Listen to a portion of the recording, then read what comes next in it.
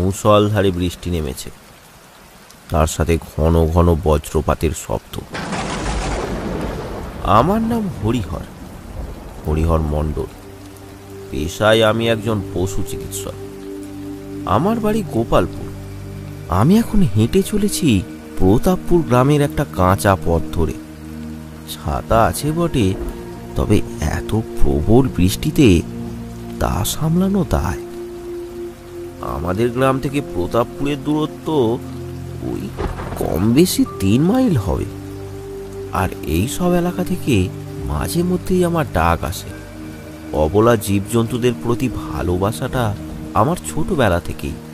তাই যত বাধা বিপত্তিই আসুক না কেন, ওদের শরীর খারাপের কথা শুনলে আমি আর ঘরে বসে থাকতে পারি না। এই যেমন আজই আকাশে কালো মেঘ দেখেও গোষ্ঠবাবুর গরুটা দেখতে আসতেই হলো।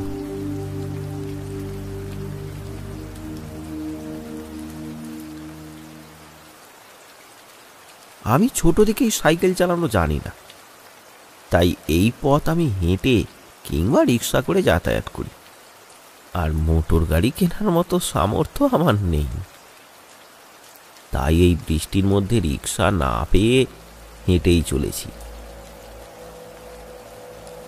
কিন্তু এই প্রবল বৃষ্টিতে ছাতা থাকা সত্ত্বেও প্রায় ভিজেই গেছি। তাই যদি একটা দাঁড়ানোর জায়গা পাওয়া যেত তো মন্দ হতো না। ওপরওয়ালা সাথে আছেন ভাবতে ভাবতেই দূরে একটা আলো চোখে পড়ল। দেখে তো কোনো দোকান বলেই মনে হলো, তাই দ্রুত পা চালালাম।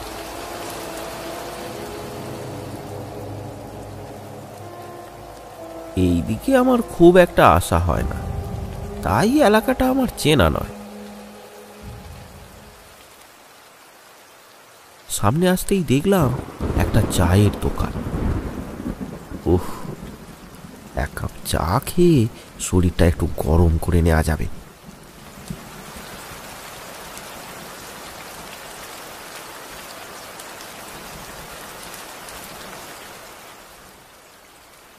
চায়ের দোকানে উঠে দাঁড়ালাম। বাইরে দুটো বেঞ্চ, একটা খালি আর একটাতে একজন কেউ বসে আছে, তবে তাকে চেনা যাচ্ছে না। একটা সাদা ধুতি মুড়ে বসে আছে, কোনো বয়স্ক লোক বলেই তো মনে হচ্ছে। যাকে ও যা পারে হোক, আমার এখন এক কাপ চা খেয়ে শরীরটা চাঙ্গা করতে হবে। ভেতরে ঢুকলাম।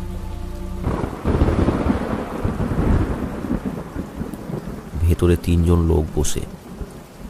2 জন আমার মতোই যুবক, আর একজন মধ্যবয়সী ভদ্রলোক।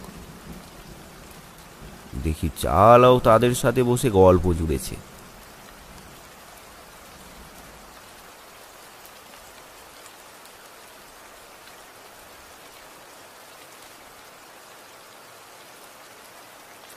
দাদা, এক কাপ চা করে দিন তো, একেবারে গরম।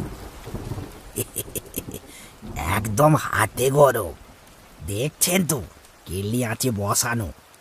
আজ শুধু গরম গরম চা। হ্যাঁ বাবু, বসুন বসুন, দিচ্ছি। আমি বসে পড়লাম। ভেতরটা অনেকটাই গরম। সামনে একটা হ্যারিকেন জ্বলছে। তা মশাইয়ের কোথা থেকে আসা হচ্ছে? দেখে তো এই গ্রামের কেউ বলে মনে হচ্ছে না। হ্যাঁ, আমার বাড়ি গোপালপুরে। আমি একজন পশু চিকিৎসক। মশাই তো ভালোই ভিজে গেছেন, নিন গরম গরম চায়ে চুমুক দিন। দেখলাম ইতিমধ্যে চাওয়ালা চা দিয়েছে। শুধু আমার একার না, সবাইয়ের জন্যই। আজ যত খুশি চা খান, কোনো দাম দিতে হবে না।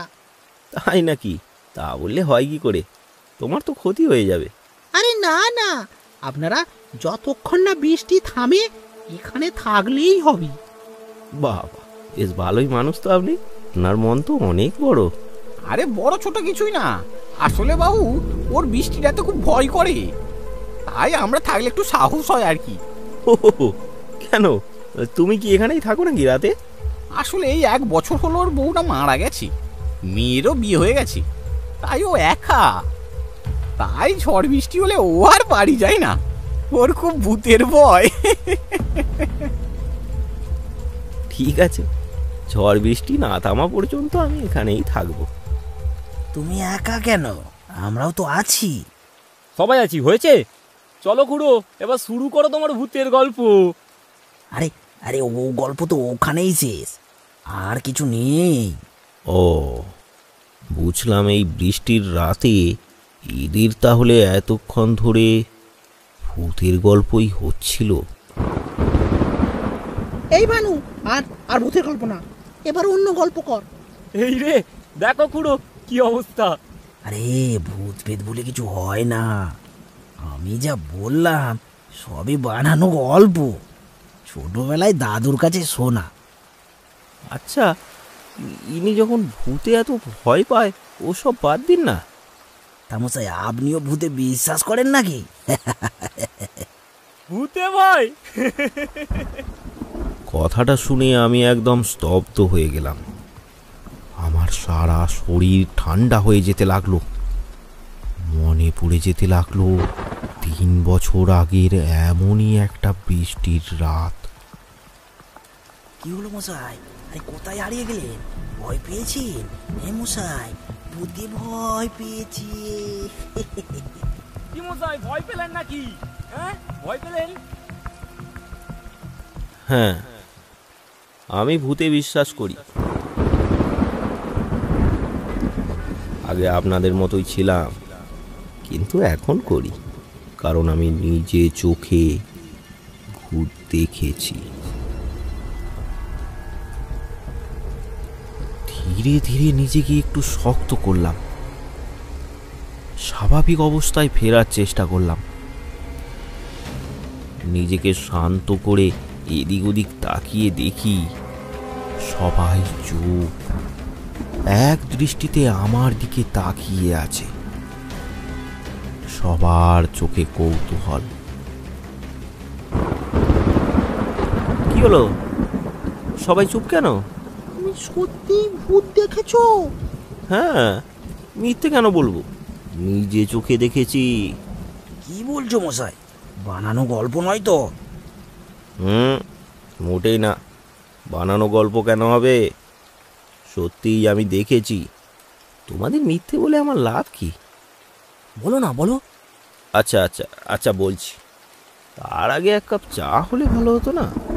হ্যাঁ, কেন নয়, নিশ্চয় হবে, আবারও হবে। চাওয়ালা উঠে চলে গেল চা বানাতে।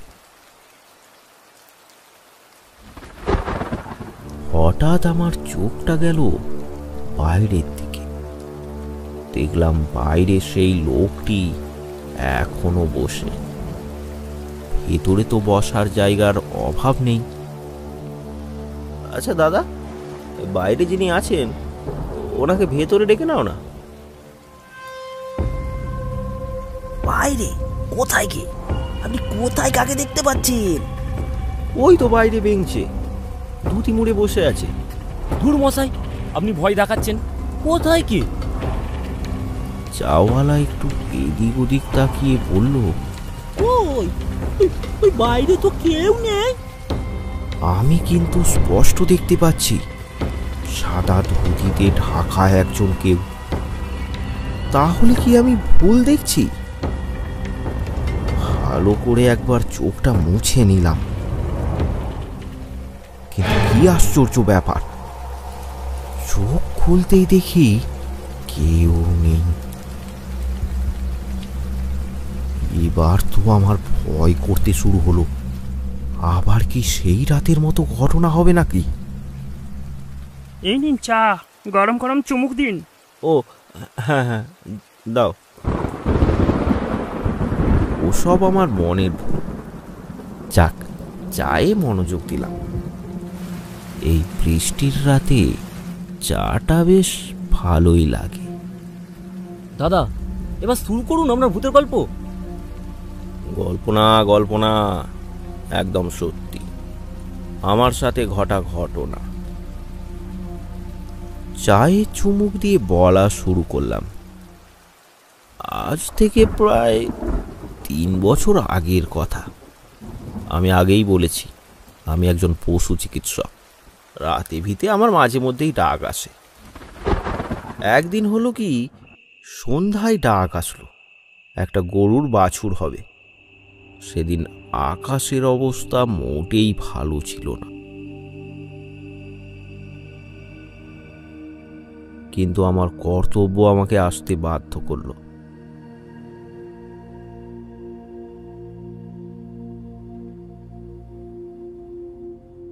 আসুন আসুন আসুন বাবু, আসুন। আপনি যে আমাদের ডাকে আসলেন, খুবই উপকৃত হলাম বাবু। আসুন আসুন, ভেতরে আসুন। ঠিক আছে, ঠিক আছে, এটা আমার কর্তব্য। চলুন, গোয়ালে চলুন। হ্যাঁ, আসুন আসুন।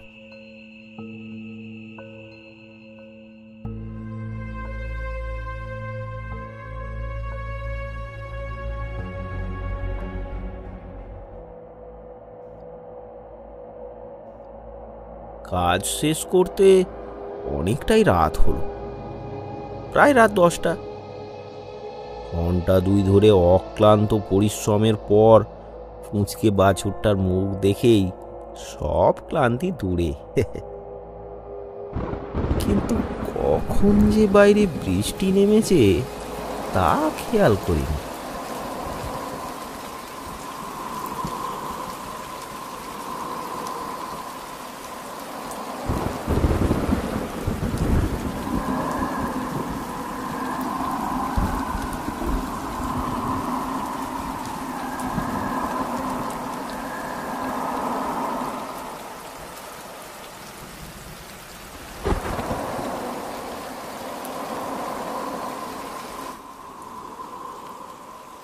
বলছি, ঝড় বৃষ্টি মনে হয় এখন থামবে না। আপনি চাইলে রাতটা আমার বাড়িতে থাকতে পারেন। না না, ও এক্ষুনি থেমে যাবে, থামলে রওনা দেব। চলুন তাহলে, ঘরে বসবেন আর কিছু খাওয়া দাওয়া করবেন।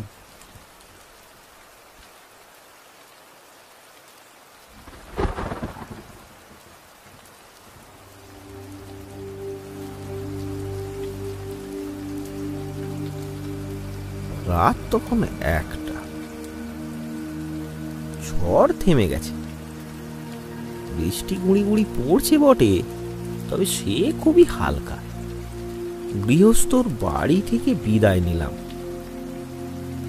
এখন এতটা পথ আমাকে হেঁটেই পৌঁছতে হবে। বাইরে ঠান্ডা বাতাস বইছে, তার সাথে ঝিরঝিরে বৃষ্টি। মাথায় ছাতা আর হাতে টর্চ নিয়ে এগিয়ে চলেছি। রাস্তার উপর মাঝে মধ্যেই বড় বড় গাছ ভেঙে পড়ে আছে, তাহলে ঝড়টা বেশ ভালোই হয়েছে বোঝা যাচ্ছে। চিন্তা হতে লাগলো আমার বাড়ির পাশে তাল গাছটা নিয়ে, যদি ভেঙে আমার বাড়ির ওপরই পড়ে। এইসব 7-5 ভেবে আমি হাঁটার গতি আরো বাড়ালাম।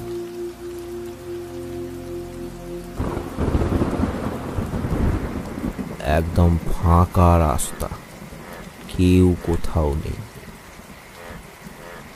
শুধু শোনা যাচ্ছে ব্যাঙের ডাক। ভূতের ভয় আমার কোনো কালেই ছিল না, তাই সেই ভয়টা মনে বাসা বাঁধেনি। নিজে চোখে না দেখে কোনো কিছু আমি বিশ্বাস করি না। অনেকটা হেঁটে চলে এসেছি, হঠাৎ টর্চের আলোয় দেখতে পেলাম দূরে কেউ একজন হেঁটে চলেছে। সেটাকে অন্ধকারে একটা আবছা ধূসর রঙের ছায়া বলে মনে হচ্ছে। মানুষ না গরু তা ঠিক বোঝা যাচ্ছে না। কারো গরু এই ঝড় বৃষ্টিতে গোয়াল থেকে বেরিয়ে এলো নাকি? না কোনো মানুষ ঝড় থামতে জ্বালানির জন্য ডাল পাতা কুড়াচ্ছে। গ্রামগঞ্জে এসব হয়, কিন্তু যদি তা না হয়, এটা ভাবতেই আমার সারা শরীর এই ঠান্ডার মধ্যেও ঘেমে উঠল। আমি হাঁটা থামালাম না। আমিও চলেছি আর সেও চলেছে। ভাবলাম একবার ডেকে দেখব, না, তার আর সাহস হলো না। তবে এত ভয়ের মধ্যেও মনের কৌতূহলটা বেড়েই চলেছে। হাঁটার গতি আমি আরো দ্রুত করলাম।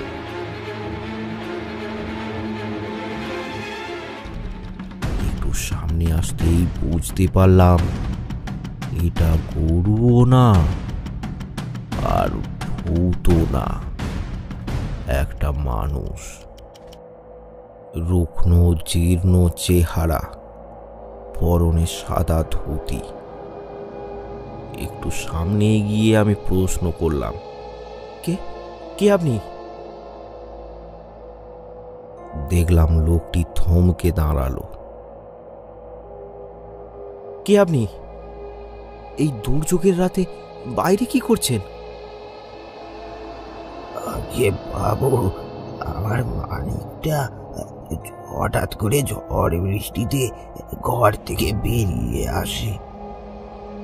অন্ধকারে আমি একটু কম দেখি, তাই কতক্ষণ ধরে খুঁজে বেড়াচ্ছি কোথায় যে গেল। আচ্ছা চলো, আমার কাছে টর্চ আছে, একটু খুঁজে দেখব।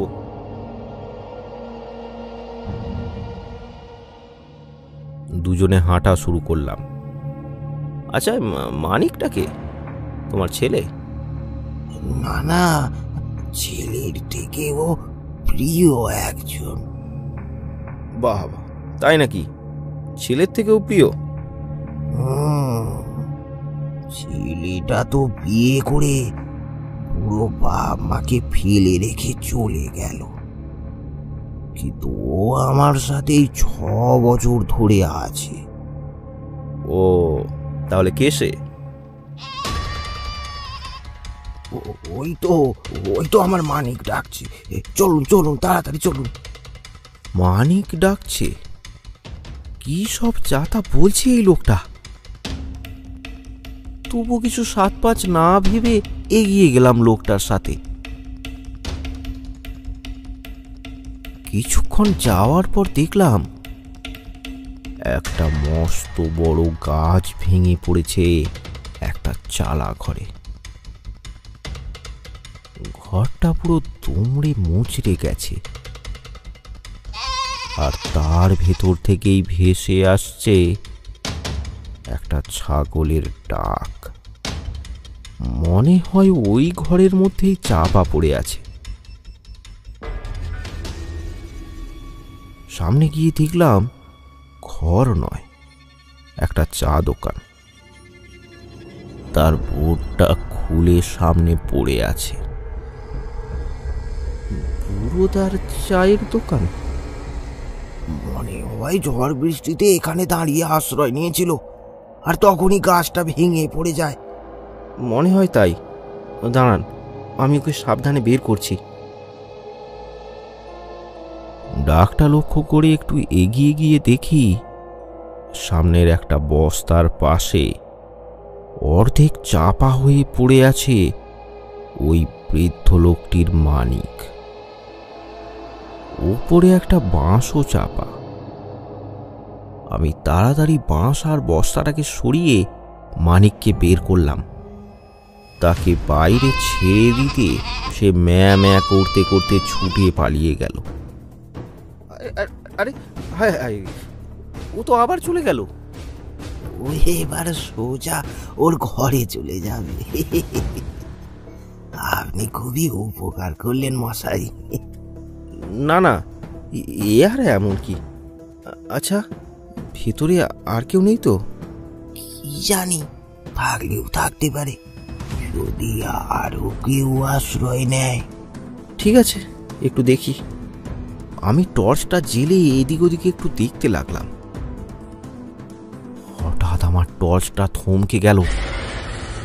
দেখলাম সেই বৃদ্ধ লোকটি চাপা পড়ে আছে, চারিদিকে রক্ত। দেখে তো মনে হচ্ছে অনেকক্ষণ আগেই মারা গেছে। তাহলে আমার সাথে যে ছিল সে কে? কে আমাকে এখানে নিয়ে এলো? সাথে সাথেই পেছনে ফিরলাম। না, কেউ নেই। তার মানে ওই বৃদ্ধ লোকটি যে আমাকে এখানে নিয়ে এসেছিল ও জীবিত না, মৃত। নিজের প্রাণের প্রিয় মানিককে বাঁচাবে বলে ভূত হয়েও আমাকে এখানে ডেকে এনেছে।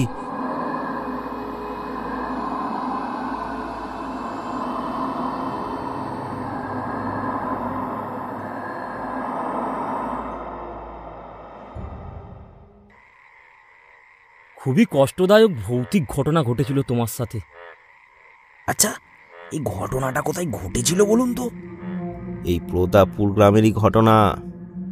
ঘটনাটা ঘটেছিল এখানেরই চৌরাস্তার মোড়ের কোনো একটা চায়ের দোকানে। ও কি যেন নামটা, হ্যাঁ হ্যাঁ হ্যাঁ, মনে পড়েছে। পুরোদার চায়ের দোকান। দেখলাম আমার কথাটা শুনে সবাই যেন আঁতকে উঠল। এই চলো চলো সবাই ওঠো, বৃষ্টি অনেকক্ষণ থেমে গেছে, চলো চলো। আরে আরে আরে কি হলো, কি হলো আপনাদের? চলুন চলুন, আর এখানে নয়, অনেক রাত হয়েছে, চলুন। চাওয়ালা তাড়াহুড়ো করে দোকান বন্ধ করলো। সবাই একসাথে যেন দৌড়ে সেখান থেকে চলে গেল। আমি কিছু বুঝতে পারলাম না।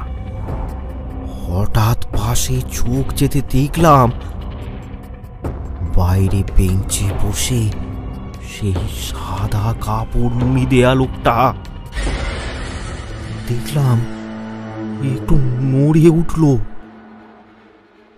ধীরে ধীরে তার মুখ থেকে কাপড়টা নামতে লাগলো।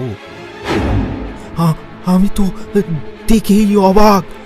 এ তো সেই রাতের সেই বৃদ্ধ লোকটা। ভয়ে আমার সারা শরীরের রক্ত হিম হয়ে গেল। চোখটা একটু ওপরের দিকে যেতেই আমি চমকে উঠলাম। দেখলাম বোর্ডে বড় বড় করে লেখা, পুরোদার চায়ের দোকান।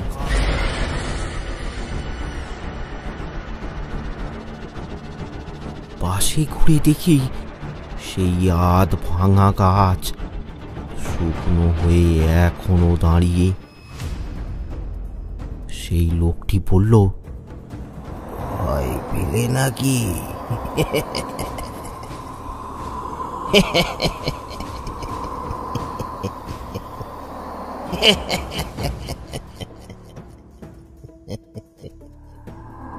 আমি আর নিজেকে ধরে রাখতে পারলাম না, জ্ঞান হারিয়ে পড়ে গেলাম।